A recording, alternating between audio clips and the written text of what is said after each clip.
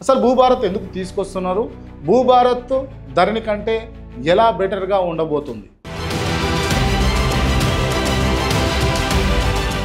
అసలు మన భూములు మన చేతుల్లో ఉన్నాయా, మన పేర్ల మీద ఉన్నాయా, లేకపోతే అవతల వాళ్ళ పేరు మీద ఉన్నాయా, లేకపోతే ప్రభుత్వం పేర్ల మీద ఉన్నాయా తెలియని రోజుల్లో మనం ఉన్నాం.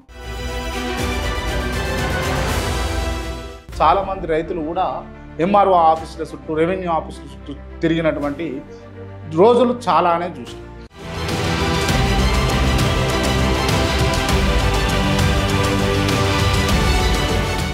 కొంతమంది రైతుల భూములు వాళ్ళకు చెప్పకుండా పోటు భూములుగా చూపించారు ధరణితోటి.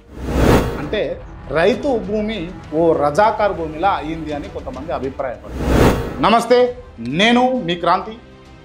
ఈ వీడియోలో ధరణి పోర్టల్ గురించి, అదేవిధంగా భూభారత్ గురించి ఈ వీడియోలో పూర్తిగా చెప్పే ప్రయత్నం చేస్తాను.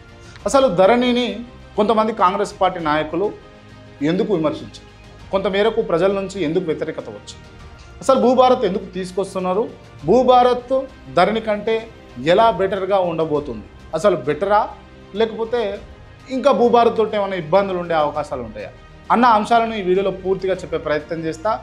మీరే కాదు, ఈ విషయాలు మీ పక్కన ఉన్న వాళ్ళకు కూడా తెలవాలి కాబట్టి దయచేసి ప్లీజ్ డూ షేర్. రైట్, విషయంలోకి పోతే కనుక అసలు మన భూములు మన చేతుల్లో ఉన్నాయా, మన పేర్ల మీద ఉన్నాయా, లేకపోతే అవతల వాళ్ళ పేరు మీద ఉన్నాయా, లేకపోతే ప్రభుత్వం పేర్ల మీద ఉన్నాయా తెలియని రోజుల్లో మనం ఉన్నాం. ఎవడొచ్చి ఏ మూల నుంచి ఏ చిక్కు పెడతాడో కూడా తెలియని రోజులు ఇవి. సో దానికోసమే కేసీఆర్ తీసుకొచ్చిండు ధరణి వ్యవస్థ. ధరణి పోర్టల్ ప్రారంభమైన తర్వాత ఎట్టి పరిస్థితులలో అక్రమ రిజిస్ట్రేషన్లు జరగవు, ఏది పడితే అది జరగడానికి వీలు లేదు. పాత రోజుల్లో మనం భూములు అమ్మాలంటే లేదా కొనాలంటే రిజిస్ట్రేషన్ ఆఫీస్ చుట్టూ తిరిగేది, సర్వే నెంబర్లు వెతికేది, పహానీలు, ఖాతా బుక్కులు వెతికేది. దీన్ని సరిచేయాలన్న ఉద్దేశంతో కేసీఆర్ 2020లో ధరణి అనే వ్యవస్థను తీసుకొచ్చారు. మీరు కూడా మీ స్మార్ట్ ఫోన్లో ధరణి క్లిక్ చేసి 3 చింతలపల్లి అని కొడితే దీని వివరాలు మొత్తం వచ్చేస్తాయి. దానిలో నీ భూమి వివరాలు కొడితే మొత్తం అన్నీ వచ్చేస్తాయి. అయితే సమస్య ఏమున్నది అని అంటే ప్రభుత్వమే తేల్చేసింది ఏ భూమి ప్రభుత్వానిది, ఏ భూమి మనది అని అన్నది ప్రభుత్వమే చెప్పింది. ఇదే పెద్ద సమస్యగా ధరణితోటి మారిపోయింది. కొంతమంది రైతుల భూములు వాళ్ళకు చెప్పకుండా పోటు భూములుగా చూపించారు ధరణితోటి. వాళ్ళ భూముల రికార్డులు కూడా ధరణిలో ఎక్కనే లేదు. చాలామంది కూడా ఇట్లా రికార్డులు ధరణిలో ఎక్కలేదు అని చెప్పేసి చాలామంది రైతులు కూడా ఎంఆర్ఓ ఆఫీసుల చుట్టూ, రెవెన్యూ ఆఫీసుల చుట్టూ తిరిగినటువంటి రోజులు చాలానే చూసాం. చాలామందికి భూమి పాస్బుక్లు ఇయ్యనే లేదు, విక్రయాలు కూడా ఆగిపోయింది. అంటే రైతు భూమి ఓ రజాకార్ భూమిలా అయ్యింది అని కొంతమంది అభిప్రాయపడ్డారు. ఉన్నది మన భూమి కాదని చెప్తుంది ధరణి. సో దీనివల్ల కొంత ఇబ్బంది కలిగింది. ఇప్పుడు కొత్తగా వస్తుంది భూభారత్. దీన్ని రేవంత్ రెడ్డి ప్రభుత్వం, అదే కాంగ్రెస్ ప్రభుత్వం తీసుకొస్తుంది. ఇప్పుడు రేవంత్ రెడ్డి గారి కాంగ్రెస్ ప్రభుత్వం వచ్చాక వాళ్ళు ఓ కొత్త వ్యవస్థను తీసుకురాబోతున్నారు. దాని పేరే ఇందాక చెప్పినట్టు భూభారత్. ఇది ఎందుకోసం అంటే ధరణి వల్ల జరిగినటువంటి తప్పులను సరిచేయడం ప్రథమం అయితే, అండ్ ఇంకొకటి ఏంటంటే ప్రతి గ్రామం, ప్రతి సర్వే నెంబరు, ప్రతి ఎకరా భూమి ఎవరి పేరు మీద ఉందో ఖచ్చితంగా చూపించే వ్యవస్థ కోసం తీసుకొచ్చిందే భూభారత్. ప్రజల ముందే గూగుల్ మ్యాప్లా చూపించబోయే అవకాశాలు ఉన్నాయి.